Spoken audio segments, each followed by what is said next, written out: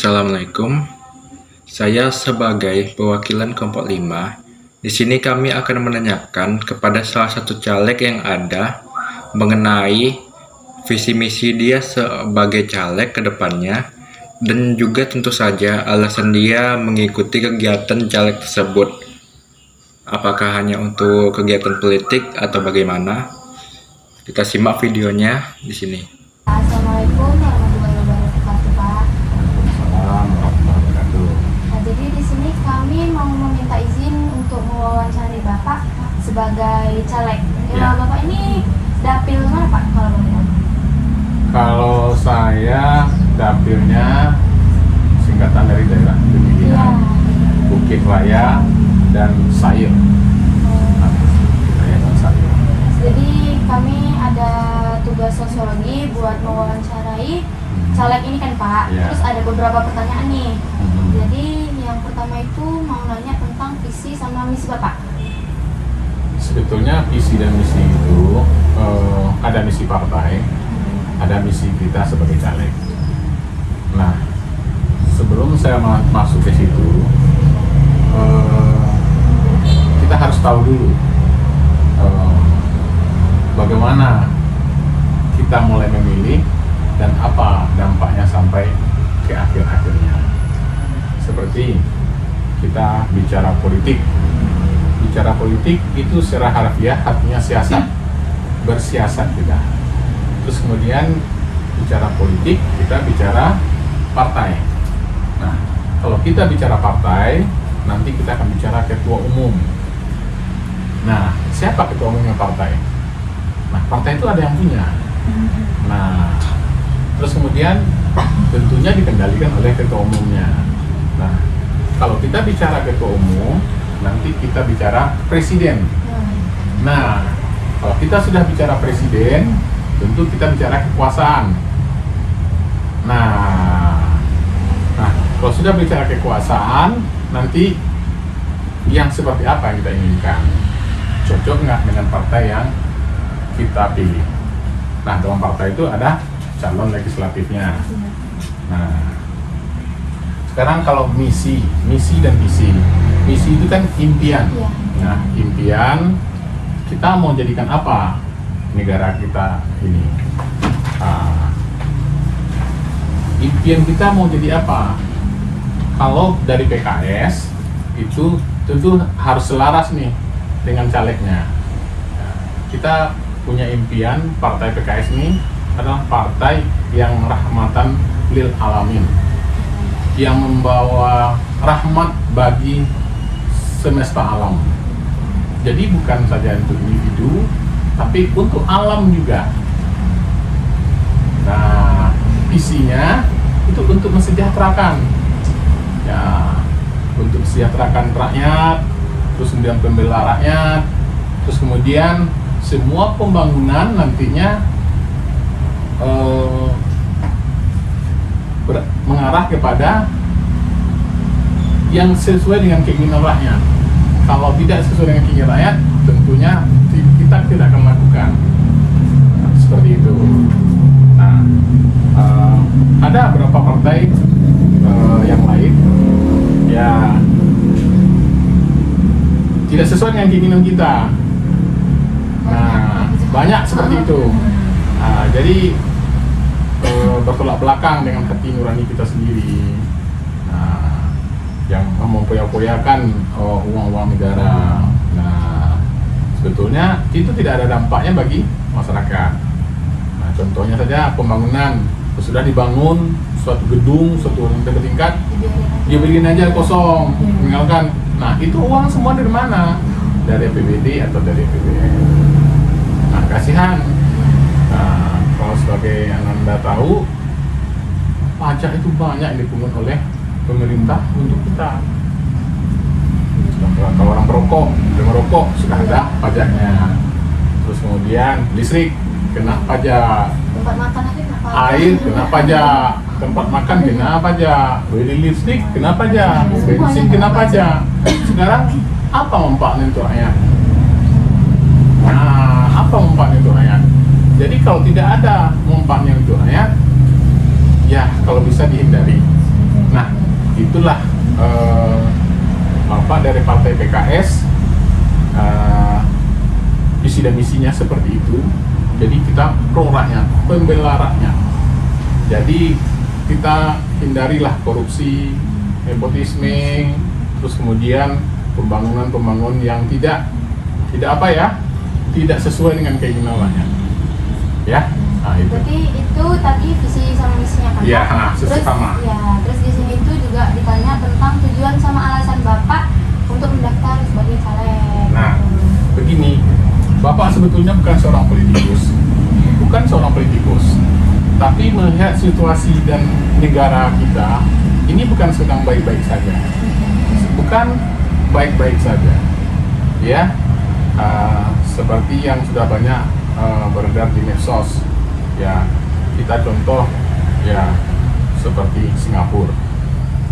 Kita contoh lah, yang tetangga kita yang dekat adalah Singapura, ya. Terus kemudian Malaysia.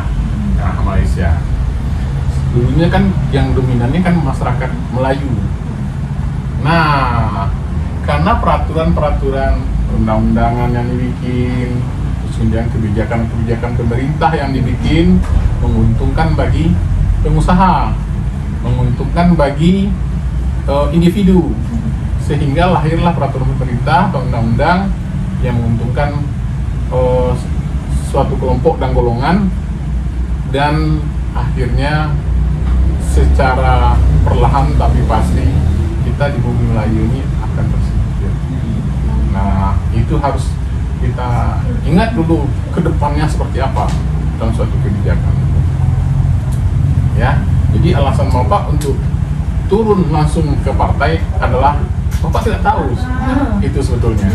Karena Partai Keadilan Sejahtera, Partai PKS itu terkenal dengan partai dakwah. Jadi semuanya, ya, tentu pengikutnya orang-orang yang kuat berdakwah. Nah, tidak memandang Kristen, tidak memandang Islam. Yang penting berdakwah, ya, untuk supaya jadi rahmat bagi seluruh alam. Ya. Nah, tapi tidak, kalau kita biarkan tidak maju, ya, tentunya sekarang ada nih, ya. Jadi kalau kita biarkan, ya, orang yang tidak kompeten yang naik dan memilihnya orang yang tidak berkompeten, terjadilah sesuatu yang tidak kita inginkan. Contohnya, ya, yang maju preman, ya, yang dipilih oleh preman. Nah, itu rakyat, semuanya rakyat, ya, semuanya rakyat. Yang maju preman dipilih oleh preman, terpilih duduk dia, ya, akhirnya preman lawan preman, cocok lah, habis lah, dan tidak memikirkan bagaimana kedepannya negara ini. Nah, kalau PKS selama ini dia bermain di masjid atau di gereja bagi calonnya yang non muslim, ya, ada loh calonnya yang non muslim dan dipilih. Nah, jadi kalau semua berkutat seperti itu aja, ternyata lahan yang lain masih ada. Nah, lahan yang lain kalau bahasa bahasa gamblangnya kolam baru, ikan baru. Nah, kolam baru, ikan baru ini, ini loh, orang-orang yang tidak pernah terjamah oleh PKS dan selalu menganggap partai PKS itu sepertinya ekstrim banget, eksklusif banget, tapi setelah masuk ke dalamnya sangat nyaman. Nah, itu yang Bapak rasakan, dan Bapak harus maju. Bapak harus maju untuk merangkul kawan-kawan yang belum ke masjid. Nah, yang kawan-kawan yang belum ke masjid, nah, kita yakinkan sehingga dia memilih kita dan suaranya terwakili. Suara yang terwakili melalui Bapak sendiri. Nah, itulah. Jadi kalau Bapak diam, apa yang disampaikan tadi akan terjadi. Nah, jadi yang isinya ustadz-ustadz, terus kemudian taruhlah pastor kan, terus kemudian yang pengikutnya juga umat-umatnya aja. Tapi bagaimana dengan mahasiswa? Bagaimana dengan generasi milenial? Nah, itu suaranya terwakilnya kepada siapa? Nah, seperti itu. Itulah alasan Bapak maju. Jadi di partai melihat Bapak punya kelebihan. Karena masuk partai PKS, kalau kita banyak uang, tidak bisa masuk partai. Kita tokoh belum tentu bisa masuk partai. Nah, partai PKS dia punya tim yang namanya Majelis Suro, ya, itulah yang memantau siapa yang cocok untuk jadi calon legislatif. Kita mencalonkan diri nggak bisa. Nah, kalau di partai lain saya nggak tahu, tapi yang jelas partai PKS tidak punya mana. Ya, kalau partai lain saya tidak tahu. Yang jelas partai PKS tidak punya mana. Berjuanglah dengan seluruh hati supaya partai ini jadi panutan dan jadi rahmat bagi seluruh semesta alam, dan jadilah pembela rakyat. Nah, seperti itu. Ya, oke. Berarti itu tadi tujuan sama alasan Bapak. Ya. Terus di sini itu ada, kalau misalnya Bapak sudah terpilih nih, apa yang Bapak akan lakukan? Sebetulnya jadi anggota dewan itu tugas dan tanggung jawabnya sudah jelas. Ya, betul. Ya, ada 3 macam. Ya, pertama sebagai budgeting bersama pemerintah menganggarkan suatu APBD atau apa ya. Nah, itu bersama pemerintah budgeting. Nah, habis itu yang kedua kita sebagai apa ya, legislasi. Kalau kita sudah membuat suatu undang-undang, nah keputusannya ada di legislatif. Legislatif itu adalah tugas dari DPR. Tentunya kalau di MPR undang-undang, kalau kita kan lah perda lah ya, perdanya harus yang berpihak kepada rakyat. Nah, kita lihat sendiri ada perda atau undang-undang yang tidak berpihak kepada rakyat. Ada seperti HGU itu bisa 80 tahun hak guna usaha, 80 tahun. Jadi yang memberikan menyetujui undang-undang itu tidak mengerti dan selalu mengharapkan uang masuk ke Indonesia, dan itu tidak benar. Setelah ditangannya dia meninggal, dan nanti dalam 80 tahun itu kan sejarahnya hilang, dia mengklaim dia yang punya. Nah, itu kan tidak pro kepada rakyat, tidak pro kepada masyarakat tempatan. Nah, itu seperti itu. Ya. Itu terus ini kan berarti Bapak ada usaha yang Bapak lakukan nih untuk menarik perhatian warga, itu seperti apa, Pak? Begini, kalau Bapak untuk menarik perhatian warga itu, terutama untuk attitude, sikap mental seseorang, ya, kita harusnya to be in front line. Kita harus berada di garis depan, memberikan contoh yang terbaik. Kalau berjanji, ucapkanlah janji itu kalau kita mampu melaksanakannya. Kalau tidak mampu, nggak usah dilaksanakan. Ya, tentu Bapak seorang tenaga kesehatan, ya, latar belakang Bapak farmasi. Jadi Bapak di sini memberikan ya suatu pencerahan lah bagi orang yang beli obat, kita berikan haknya. Nah, seperti dia datang dan dia bertanya tentang obat, dan kita harus jelaskan.